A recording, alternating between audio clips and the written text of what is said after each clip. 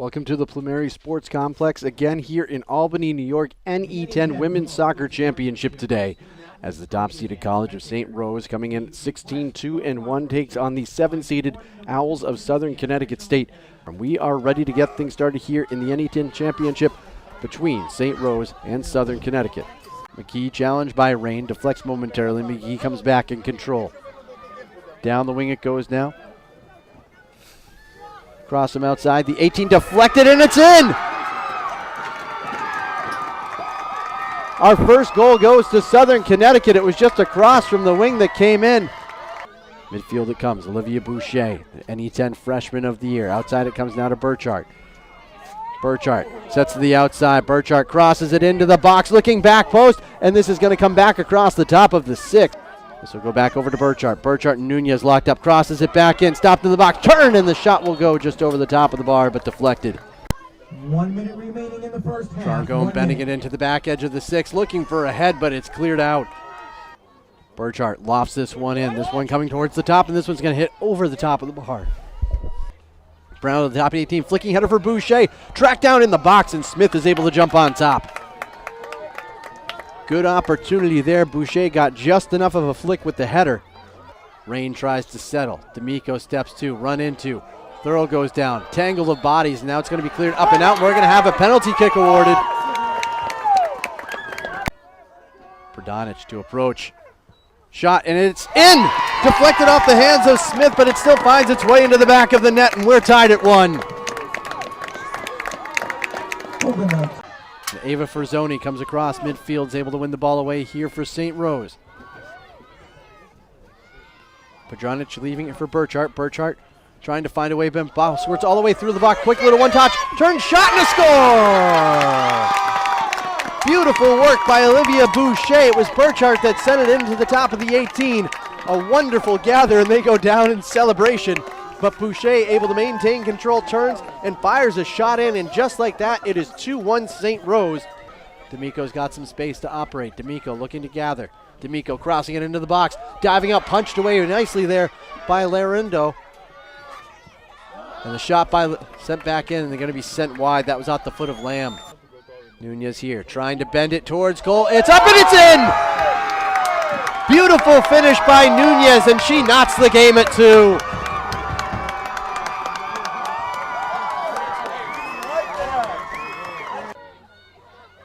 Over the head of Kelly at midfield. D'Amico, though, will gather. D'Amico, nifty move to create some space. Over it goes now to Kelly. Kelly with the touch that goes a little bit long. Kelly flicks it towards net, hits off the bar. Sonia Rakovic they're trying to bring in right now as the clock continues to wind. Rakovic stands 5'11", so trying to get some size under the box. This one bent in towards the edge of the 6. Head in, and it is in! It is in! Sana Rain got a head on it and puts it into the back of the net with just 10 seconds remaining. Oh my goodness! Lofted towards the sideline, and the clock will read all zeros. And for the first time since 2014, the Golden Knights of St. Rose stand atop the NE10. The game-winning goal coming within the closing 10 seconds. Sana Rain, the freshman out of Finland, her second of the season with the header. The most valuable player for the 2019 NE10 Championship is presented this afternoon to Nina Pradonic from St. Rose. And now, the 2019 NE10 Women's Soccer Champions, the Golden Knights from St. Rose. All right, final score again is 3-2. St. Rose coming out on top. Your first, of course, joined right now by Coach Darling Lori Gathial and also Sana Rain, who scored the game winner. Coach, certainly a game that seemed to ratchet up the blood pressure towards the end a little bit. Just take us through those final moments and finally seeing that game-winning goal break through. Well, it's a very good club that we played against, and the tempo of the game was very intense. We really talked at halftime about pulling the field apart and getting a lot of flank service and creating corners and doing the things that are going to help open up space to get quality opportunities and looks on frame. And I think that the girls really executed the game plan. Going through the second half, we were 100% better. And opening up the field, and Morgan Burchard got a lot of tremendous service, which created a lot of much higher quality finishing opportunities, and it also created a lot of corners. And at the end, she's been practicing those headers, and finally one broke through at the perfect time. So very happy for the team. This has been a very hard-fought year for us. We play in one of the most demanding conferences in the country, and so for the girls to persevere in the way that they did was just fantastic. And if you wouldn't mind taking us through that final play, the game-winning goal coming with just 10 seconds remaining. From your spot and your perspective, did your eyes just suddenly grow wide like, oh my gosh, this is coming to me, I better be able to finish? I wasn't thinking anything. I just knew that if I can hit that ball, I'm going to push it to the net and we're going to win it. I just wanted to do it so bad, so that's what happened. And you did a lot of work on the back end today as well, really a stout defense. Southern Connecticut in the first half really seemed like they were really pushing their attack and testing you guys on the back end, but you seem like you did a really good job. Yeah, they were a good challenge, but we kept our heads in the game, focused only on us and clear all the balls. As coach told me, clear the balls, and this game we did it good.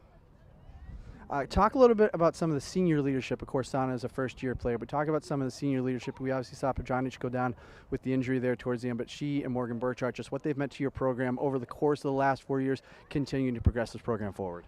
Well, we have a remarkable senior class, and I've been very blessed with young ladies who have as much passion and desire for the game as I do.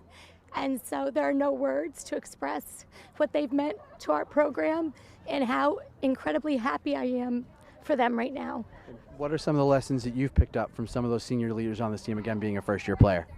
Definitely to never give up.